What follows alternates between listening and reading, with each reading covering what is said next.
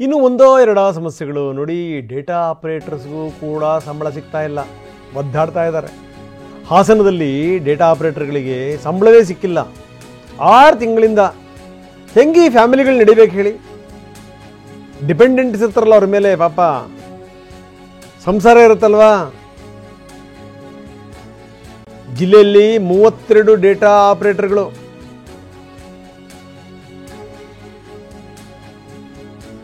Data ಆಪರೇಟರ್ಗಳು ಸರ್ಕಾರಕ್ಕೆ ಮನವಿ ಸಲ್ಲಿಸಿ ಸಾಕಾಗಿ ಹೋಯಿತು.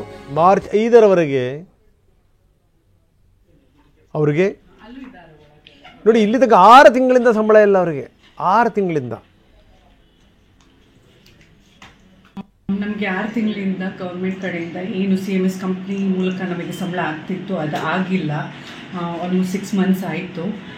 ನಾವು ನಮಗೆ ಏನು ಸಂಬಳದ ಜೊತೆಗೆ ಕೆಲವು ಬೇಡಿಕೆಗಳಿದೆ ಅದನ್ನು ಪೂರೈಸ್ಕೊಡಿ ಅಥವಾ ನಮಗೆ ಅದರಿಂದ ಸ್ವಲ್ಪ ಹೆಲ್ಪ್ ಆಗುತ್ತೆ ಅಂತ ಹೇಳಿ ಸರ್ಕಾರಕ್ಕೆ ಮನವಿ ಕೊಟ್ಟಿದ್ವಿ.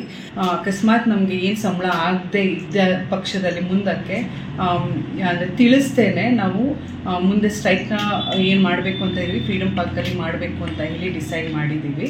ಅಂದರೆ ಸಂಘದಿಂದ ಅದನ್ನು ಮಾಡಿದ್ದಾರೆ ಡಿಸಿಷನ್. ಡೇಟಾ ಆಪರೇಟರ್ಗಳು ಮಾತಾಡಿದ್ರು ಅಂದ ತಕ್ಷಣ ಈ ಯಾರು ಸಂಬಂಧಪಟ್ಟಿರುವಂಥವ್ರ ಮೇಲೆ ಕ್ರಮ ಕೈಗೊಳ್ತೀವಿ ಅಂತೆಲ್ಲ ಹೋಗಬೇಡಿ. 6 ತಿಂಗಳ ಸಂಬಳ ಕೊಟ್ಟಿಲ್ಲ ನಿಮ್ಮ ಯೋಗ್ಯತೆಗೆ. ಫ್ಯಾಮಿಲಿಗಳು ಡಿಪೆಂಡ್ ಆಗಿವೆ. ಅವ್ರ ಫ್ಯಾಮಿಲಿಗಳು ಹೊಟ್ಟೆಗೆ ಏನು ತಿನ್ನಬೇಕು? ಅವರು ಮಣ್ಣು ತಿನ್ನಬೇಕಾ? ಮನುಷ್ಯರಲ್ವ ಅವರು? ಏನೇನು ಕಷ್ಟಗಳಿರ್ತಾವೋ ನಷ್ಟಗಳಿರ್ತಾವೋ ಇಂಥವೆಲ್ಲ ಮಾಡ್ತಾರೆ. ಮೀಡಿಯಾದ ಎದುರುಗಡೆ ಮಾತಾಡಿದ ತಕ್ಷಣವೇ ಏನಾದರೂ ಕ್ರಮ ಮಾಡಿಬಿಡ್ತೀವಿ, ಜರುಗಿಸ್ಬಿಡ್ತೀವಿ ಅಂತ. ಆ ರೀತಿ ಮಾಡಿದರೆ TV9 ಅವರ ಪರವಾಗಿ ನಿಲ್ಲುತ್ತೆ. ಅದು ವ್ಯವಸ್ಥೆಗೆ ಗೊತ್ತಿರಲಿ.